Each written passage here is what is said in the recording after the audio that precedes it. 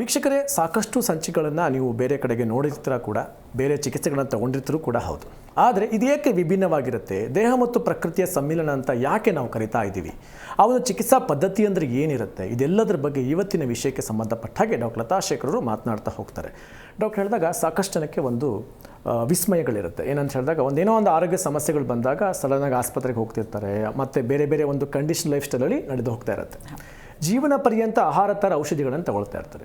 ಆದರೆ ನಿಮ್ಮ ಒಂದು ಮುದ್ರಾ ಸಹಿತ ಪ್ರಾಕೃತಿಕ ಚಿಕಿತ್ಸೆ ವಿಶೇಷತೆ ಏನು? ಯಾವ್ಯಾವ ಆರೋಗ್ಯ ಸಮಸ್ಯೆಗಳನ್ನು ಈ ಒಂದು ಚಿಕಿತ್ಸಾ ಪದ್ಧತಿನ ಬಳಸ್ಕೊಂಡು ಸರಿ ಹೋಗ್ಬೋದು ಅನ್ನೋದ್ರ ಬಗ್ಗೆ ಇವತ್ತು ನೀವು ವೀಕ್ಷಕರಿಗೆ ತಿಳಿಸ್ಕೊಡ್ಬೇಕು ಅಂತ ಕೇಳ್ಕೊಳ್ತೀನಿ. ಹಾಂ, ಯಾವ್ಯಾವ ಸಮಸ್ಯೆ ಅಂದರೆ ಮನುಷ್ಯನಿಗೆ ಬರುವಂಥ ಎಲ್ಲ ಸಮಸ್ಯೆಗಳು ಅಂತ ಹೇಳ್ಬೋದು.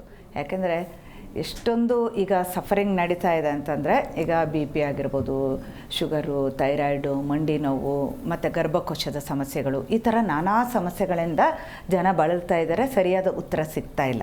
ಸೊ ನಮ್ಮಲ್ಲಿ ಏನು ಮಾಡ್ತೀವಿ ಅಂದರೆ ನ್ಯಾಚುರಲ್ ಥೆರಪಿ ಅಂತ. ಅಂದರೆ ಈಗ ಮುದ್ರಾ, ಪ್ರಾಣಾಯಾಮ, ಬಂಧಗಳು ಆಗಿರ್ಬೋದು, ಸೊ ಕೆಲವೊಂದು ಗಿಡಮೂಲಿಕೆಗಳ ಕಷಾಯ, ಪ್ರಾಣಶಕ್ತಿ ಜಾಗೃತಿ ಚಿಕಿತ್ಸೆ ಅನ್ನುವಂಥ ಒಂದು ವಿಶೇಷವಾದ ಚಿಕಿತ್ಸೆ. ಯಾಕೆಂದರೆ ಎಲ್ಲರೂ ನೀವು ಅಂದ್ಕೊಂಡಿರೋದು ಏನು, ನನಗೇನೋ ಬಾಡಿನಲ್ಲಿ ಆರ್ಗನ್ನಲ್ಲಿ ಪ್ರಾಬ್ಲಮ್ ಆಗಿದೆ, ಈ ಥರ ಗೆಡ್ಡೆ ಉಂಟಾಗಿದೆ, ಅದಕ್ಕೆ ಆಪ್ರೇಷನ್ ಮಾಡಬೇಕು ಅಥವಾ ಮಾತ್ರೆಗಳು ತಗೋಬೇಕು, ಹಾರ್ಮೋನ್ ಇಂಬ್ಯಾಲೆನ್ಸ್ ಆಗಿದೆ, ಇದೇ ಥರ ಥಿಂಕಿಂಗ್ ಇರುತ್ತಲ್ವ. ಸೊ 90 to 95% ಡಿಸೀಸ್ ಬರುವಂಥದ್ದು ಸೈಕೋಸೊಮ್ಯಾಟಿಕ್ ಡಿಸಾರ್ಡರ್ ಅಂತ. ಯಾವಾಗ ನಮ್ಮ ಮೈಂಡನ್ನು ಸ್ಟ್ರೆಂಥನ್ ಮಾಡ್ಕೊಳ್ತೀವಿ ಅಥವಾ ಸಬ್ಕಾನ್ಷಿಯಸ್ ಮೈಂಡ್ದು ಪವರ್ಸ್ ಏನು ಅಂತ ತಿಳ್ಕೊಂಡು ಅದಕ್ಕೆ ತಕ್ಕ ಹಾಗೆ ನಿಮ್ಮನ್ನು ನೀವು ಅರಿವು, ಕಾನ್ಷಿಯಸ್ನೆಸ್ ಅದು ಇದ್ಕೊಂಡು ನೀವು ಸರಿ ಮಾಡ್ಕೊಳ್ತಾ ಹೋಗ್ತೀರಿ, ಆಗ ನ್ಯಾಚುರಲಾಗಿ ಯಾವುದೇ ಕಾಯಿಲೆ ಇದ್ದರೂ ಸರಿ ಮಾಡ್ಕೊಳ್ತಾ ಬರ್ಬೋದು.